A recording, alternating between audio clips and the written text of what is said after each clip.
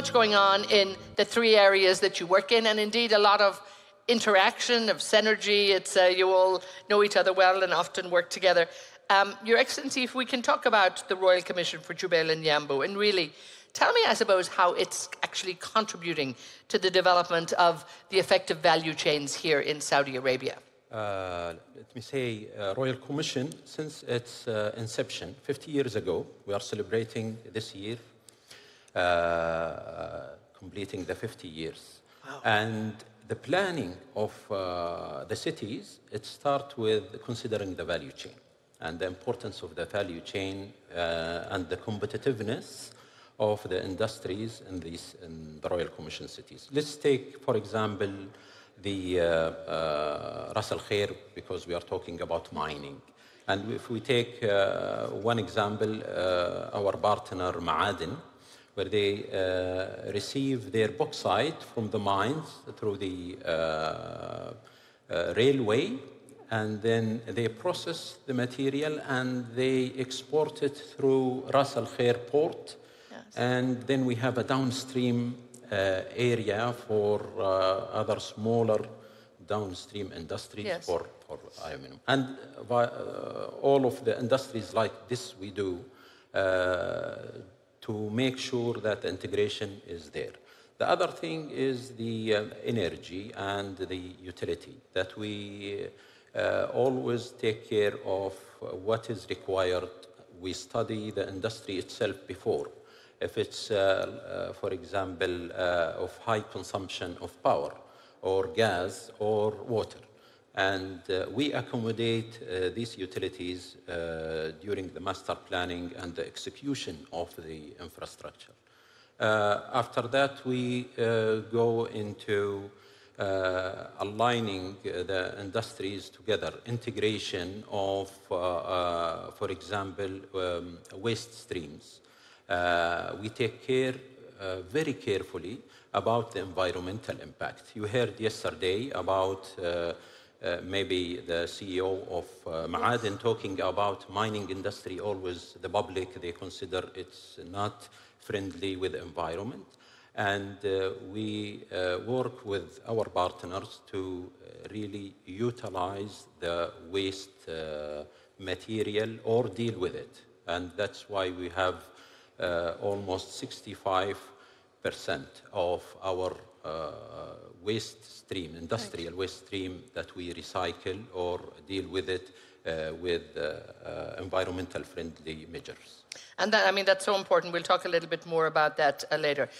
Your Excellency Al Mazrou, we look at the Vision 2030, and I suppose let's take a look and see really how this addresses, I suppose, the future of value chains and the key strategies that are in there really to actually, I suppose, enhance the resilience. Thank you, Etna. It's a great pleasure to be here, and it's a pleasure to see actually the Future Mineral Forum grows to be one of the most important events on the global mining calendar. And this, of course, close to your heart, because somewhere on that 300 initiatives that happen at the NIDLP sits this very event, huh? It is. Yeah. It is. It's one of the initiatives that we are proud that it's executed in the right way by Ministry of Industry and Mineral Resources. Congratulations to them for success in hosting this forum for the third year. But before I address how Vision 2030 look at the future of value chain, let me deep dive in what the future value chain is. And let me put it in three elements. The economy of the future, where products such as clean energy, digital economy, mobilities are required to be developed for the human lives. And we need to accelerate that. And also, we have the supply chain, which is very important in each of the value chain, supply and demand. And finally, the integration between them. And these three elements are the most important to be added to achieve the future of the value chain. So we need to work hard in developing new products that's more clean, achieve the mobilities. We have to have the right supply chain and supply-demand relation. And this is where resources is very critical to that. And that's how the investment looked at, risk and return. So where I have the most risky resources. And it used to be years ago where the qualified low-cost labor. But today is totally different story. We have with the automation, with AI, and with the differentiation on the value of logistics and costs, things are changed. Now, people look at where to be closer to the customer to make sure they avoid the high cost of logistics. Yes. Being close to the customer to be more personalized instead of one size fits all. And finally, the integration between them, where the technology play a major role. This is the third element that will help us achieve the future of the value chain. Now, let me summarize what we have heard the past 2 days, that we need to have an accelerated path to a clean energy and the future of economy. We need to have the right access to the customers, close to the customers. And finally, we have to have more resources to achieve these products, more mining and practically, and stable cost structure for businesses. Vision 2030 addresses that since the inception of Vision 2030 2016 by having a program called NIDLIB, where the 4 sectors integrated together: mining, industry, logistics, and energy. And we started to make all the mineral resources in Saudi available for our energy of the future, where we started the geological survey in 2019, and we are now, yesterday, His Excellency the Minister announced the new result of the survey, where more available raw materials will be for our economy of the future. Secondly, logistics. We know that we need to be closer to customers, and Saudi is placed well to build its global logistic hub, interconnect with the continent, and be closer as much for all the providers to be closer to customers. And finally, technology. Having the technology as a tool to connect these 4 sectors throughout the value chain and closer to the customers. Yeah, indeed, there's so much, but they all have to work together. I think that's the key thing. And if they don't, then we have other issues that we need to deal with. Absolutely essential. Abdulaziz, we look at the Modern Industrial Investment Holding Group, and again, privately held, one of the biggest players here, and you partner with global industry leaders in so many different sectors here. But talk to me about how the Vision 2030 has actually helped to create, I suppose, a business environment that will help private companies to, like yourself, and also to help you to thrive and to grow and succeed. Vision 2030 has facilitated the new favorable environment for the private sector. We have capitalized on many of the initiatives of the 2030. Either sector focus, like what we are doing today in Ma'aden and the value chain, or other developments which make us grow. For example, like NEOM and the Red Sea project, as we are very much involved in the tunneling and providing most of the products that we produce in our factories. Vision 2030 have played a significant role in establishing comprehensive strategy.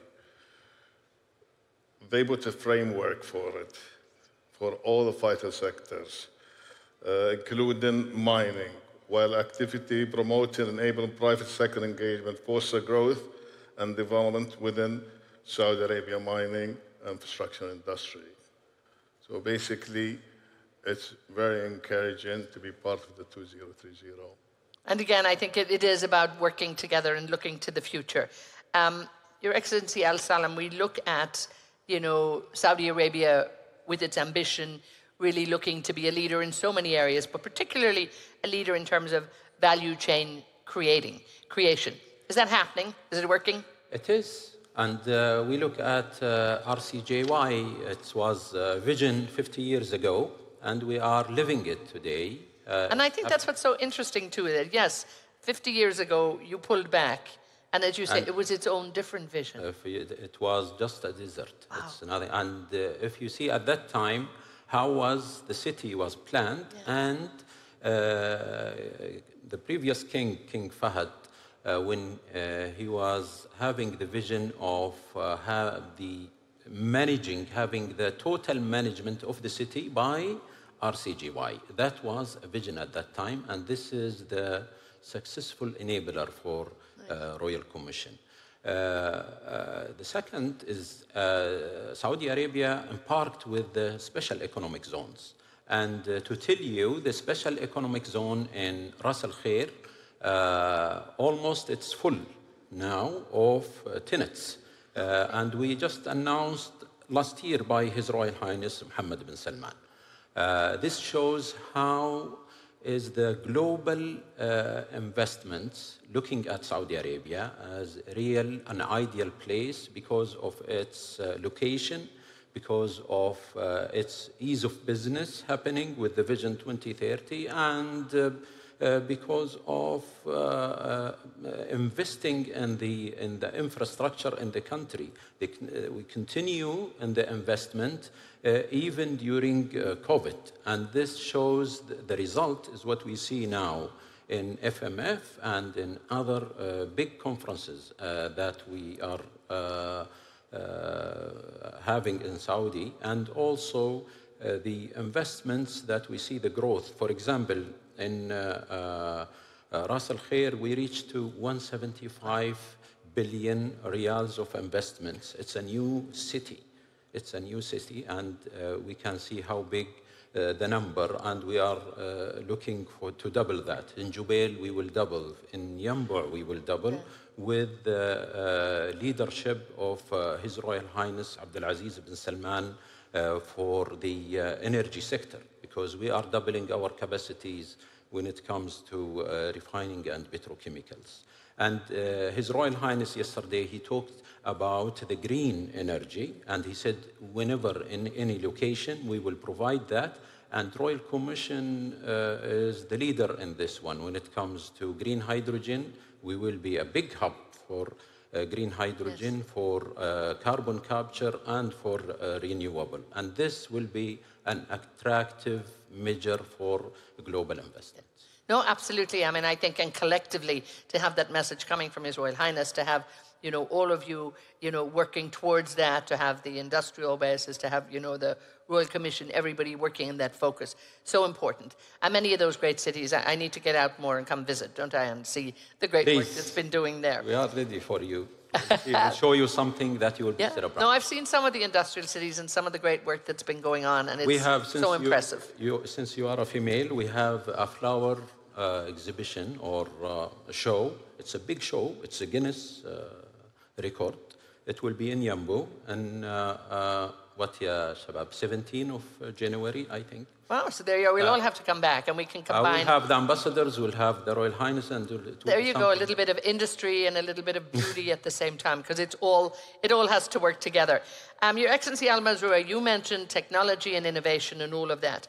You know, clearly that's what's going to help enhance resilience. And when we look, I suppose, you know, how important this is for Saudi, how do you think they're actually going to be able to leverage that to make a big difference? Of course, I think technology is the main enabler to achieve integration. I think integration has to come up.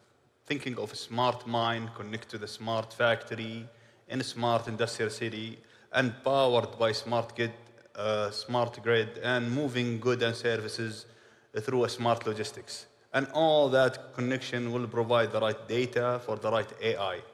And I think with AI, you can predict the future, prevent disaster and interruptions, and ensure resilience. So definitely the technology and having the data is the key to achieve that.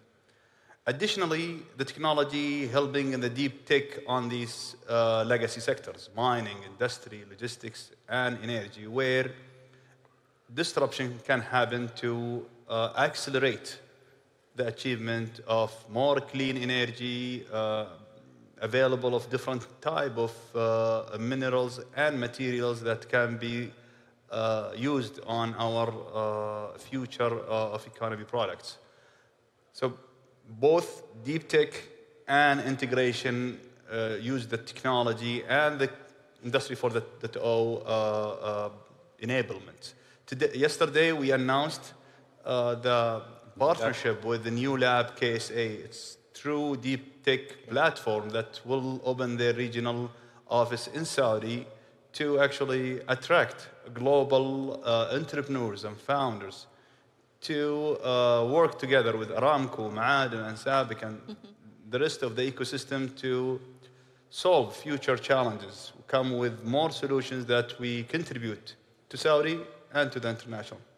And I think that has to happen. We think, to fulfill that great ambition and the opportunity we have also, I think, to start new industries, we have to be doing it, with that new high-tech focus in mind. If you allow me, I think we are working with NIDLIB also for, as he said, Mr. Sulaiman, about Industry 4.0. We have a company under Royal Commission just for digitization, working with factories. We also work with them into 3D printing. So we will be already established in some industrial cities, and we are rolling over using the 3D printing for spare parts of factories. Smart city also, we are engaging this year, 2024, we have all the sensors within Royal Commission, cameras, and we need to connect it in a platform, and we turn it into a smart city. Yeah, gosh, a lot has happened in the last 50 years since that vision. That's exciting, isn't it? It's in a new era. Abdulaziz, I know how important technology is for you, but you like to put technology together, with talent, with processes and people. Talk to me how, important it is to get it all going well together. As a leading mining service company in the region, we have made a significant commitment to invest in process upgrade, in technology, talent development. For example, we have dedicated substantial time and resources to educate key stakeholders on the mining industry, converting technical aspects, covering technical aspects, as well as regulatory compliance. In recent months, our group concluded a formal agreement with the Ministry of Interior through GSF to train 1,200 staff. Okay, that's a sizable number. That's good. It's a big number for us, but this includes technical, commercial, security, which is very important, and even safety in our business on the industry. We have also concluded an agreement with the Mining Institute to leverage our knowledge and experience in the mining sector with long-term commitment to facilitate knowledge and exchange, including deliver mining services related to these initiatives. So there's lots going on, and again, and this has to keep going on. I think that's the other thing. It's not just one project now. Absolutely. Every day. Well done to you. Your Excellency Mabrour, we're going to begin to wrap this up. But when we look at the work that you're doing, and again, you have, 300 initiatives. You're definitely becoming probably an expert juggler to make sure that you hit them all and hit target on that. Sort of, what's next, I suppose? You've achieved so much, but what's the big focus for you next? Again, if I go back to the economy of the future, the kingdom is playing a major role toward that. We have the EV cluster on the west of the kingdom becoming the most large EV cluster in the Middle East. We are driving the green hydrogen plant, the largest one in the world in NEOM. We are building the unique industrial city in NEOM Hexagon where zero carbon and zero waste. This is not happening anywhere on the planet. We have maritime industry that's coming up soon in the Ras Al Khair. Jazan, also city coming with a lot of industrial solutions, whether in industrial mining, petrochemicals, and food services. So all the infrastructure that was built, all the vision realization activity to make the kingdom favorable for investment now is coming to reality, and we are seeing the kingdom playing a major role in developing the economy of the future for us and for the region and for the international community. So right, and I think it's a very dynamic time, and a dynamic time for all of you. And I know you work a lot. You know, the Royal Commission is also working, as you had said, you know, with NIDLP. So give us a feel for what's going on there, and for you also, you know, what's next. I think all the strategies are approved now. Now, the National Industrial Strategy, the logistics strategy, and now the energy also, they are working on. And we are the executor. And Yes, we I will like be... that. It's a nice way to look at it. This is the beauty, by the way, about the government now in Saudi Arabia and the Vision 2030. We are all together looking to reach to The new North Star, huh? Yes. And the clarity, I think. With the clarity, yes. There is no duplication. If for NIDLP we are working with them, they assign to us initiatives and we work with them and they follow it. They assign to other authority and they follow it. I think that's the idea, is I am responsible for something and I will do it and I am accountable for it. Again, and I think that if everybody is doing that, you know, it's the overall, I think, arching vision then, of course, everybody contributes to it and they know what they have to do. And everybody, yes, and from public, and they contribute to the Vision 2030. It's not only the government authority, the private sector, they are very important, they are partners. If we see now how's the initiatives, it's all about enabling the private sector. Again, and you know, if I have that closing word with you, Abdulaziz, you know, the enablement of the private sector, and we've heard many people refer to, and I know you were busy, you were at COP last month, your focus very much too in terms of how does the private sector play a role in terms of emission reduction. Talk to me a little bit, just to close it off, how important that will be also for the private sector. You know, at a personal level, this subject is very important. As a CEO of our group, we all ensure every employee contribute to this process. And we feel also that other companies should do so. At present, we are working with our customer to achieve their goals on the subject. We want to make sure they achieve their ESG and also they achieve SDG. This is the least we can contribute to our environment and to ensure that we contribute to the government goal. And I like the fact you take as CEO the responsibility for this as well. I like to hear that. I think that's very important, because if the leaders of the private sector, you know, are not guiding this, Absolutely. then, you know, the danger is we might hit targets. So congratulate, well done, keep that up. I think it's to be admired. That brings us to the end of this great conversation here about looking at the value chain creation and really adding value. And, you know, it also brings us to the end of our morning session. But I want to thank you, gentlemen. Thank you, Your Excellency Al Salam, Your Excellency Al Mazrua, and to Abdulaziz. Thank you so much, Al Hamwa as well. So give them a big round of applause. Thanks for your contribution. Thank you. We're so grateful, and good luck.